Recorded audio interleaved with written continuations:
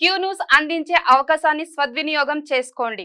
సమస్య ఎక్కడున్నా నేనున్నానంటూ ధైర్యంగా ప్రశ్నిస్తూ రాజకీయాల పట్ల అవగాహన కలిగిన అనుభవం గల రంగారెడ్డి హైదరాబాద్ రిపోర్టర్లు కావాలను సంప్రదించవలసిన నెంబర్లు 8688960884. Janwada farm house panchayat Janwada farm హౌస్ను కూల్చొద్దని చెప్పి అది ఎఫ్టీఎల్ పరిధిలో లేదని చెప్పి బఫర్ జోన్లో లేదని చెప్పి కేటీ రామారావు మనుషులు హైకోర్టును ఆశ్రయించారు. హైకోర్టు చల్ ఇదంతా నడవది నీ కూల్చొద్దంతకు ఎందుకు మీరు జీవో ప్రకారం మీ పని మీరు చేయిపోరని హైడ్రాక్ పర్మిషన్ ఇచ్చేసింది హైకోర్టు. ఇప్పుడు ఫైనల్గా ఏం జరిగిందంటే జన్వాడ ఫామ్ హౌస్ ఎవరిదని చర్చలు వేసింది. జన్వాడ ఫామ్ హౌస్ నాది గానే కాదని చెప్పి కేటీ రామారావు. అయితే గతంలో బాలకసుమని ఏం చెప్పిండు, జన్వాడ ఫామ్ హౌస్ రామన్ననే వస్తూ ఉంటాడు అక్కడికి, మేమంతా మీటింగులు పెట్టుకుంటాం, అన్న ఫ్యామిలీతో కూడా వస్తాడని చెప్పి గతంలో చెప్పిండు రామన్న.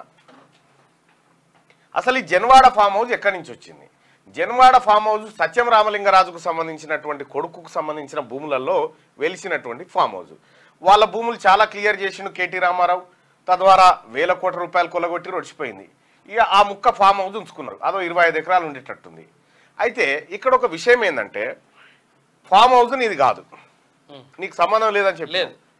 మరి రేవంత్ రెడ్డి గారు ఆడ డ్రోన్ ఎగిరేస్తే నువ్వెందుకు కేసు పెట్టినావు రేవంత్ రెడ్డి మీద? రేవంత్ రెడ్డి గారిని ఎందుకు జైలుకు పంపినప్పుడు మరి నీది కాదన్నప్పుడు? అంటే ఈ డ్రామారావు గారు బంద్ చేయరు. ఎందుకంటే పబ్లిక్ అంతా తెలుసు జన్వాడ ఫామ్ హౌస్ నీదే అని. హరీష్ రావుకు లేదా? అజీజ్ నగర్ కాడ ఫామ్ హౌస్ లేదా? గుర్రాలు ఉన్నాయి ఇంకా అందులో, గుర్రాలు టాంగలు ఒక్కటే దాని కథ. స్విమ్మింగ్ పూల్, మళ్ళీ ఎఫ్టీఎల్ చెరువు భూమిని అద్దెకరం కబ్జా లోపలికి నూకేసుకుండు హరీష్ రావు గారు. దాని సంగతి కూడా తెలుసాలి. అజీజ్ నగర్ కాడ ఉంది, కందికాడ కవితమ్మ ఫామ్ హౌస్ లేదా? ఇక్కడ తుంగభద్ర నది ఒడ్డున కూడా కవితమ్మకు ఫామ్ హౌస్ మోపైందట.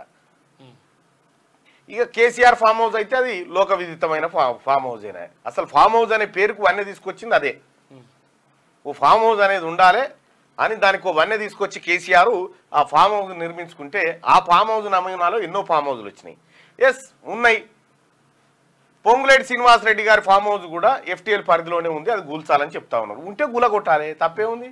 కానీ 10 ఏళ్ళు లేపినట్టు అప్పుడు పొంగులేటి శ్రీనివాసరెడ్డి గారు అన్ననే ఉండే టీఆర్ఎస్.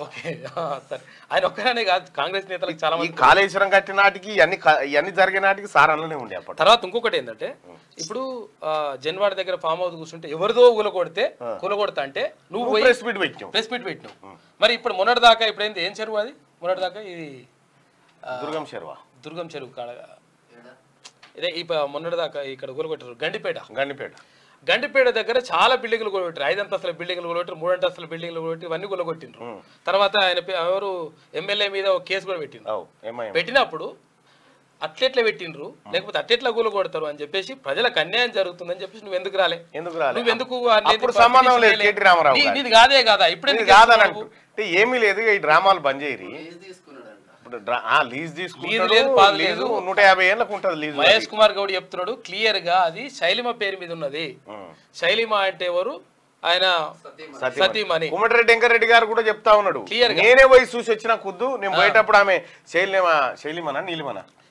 శైలిమ ఆడ పని చేయిస్తా ఉంది, ఆ పని వాళ్ళని పెట్టి అని చెప్తా ఉన్నాడు. మరి ఆయన ఎందుకు పోయిండో? కేటీ రామారావు వాళ్ళ సతీమణి శైలిమ అంటే. వెంకరెడ్డి గారు ఎందుకు పోయిండో తెలియదు. కానీ విషయం ఏంటంటే మొత్తానికి కేటీ రామారావుదే ఆ ఫామ్ హౌస్.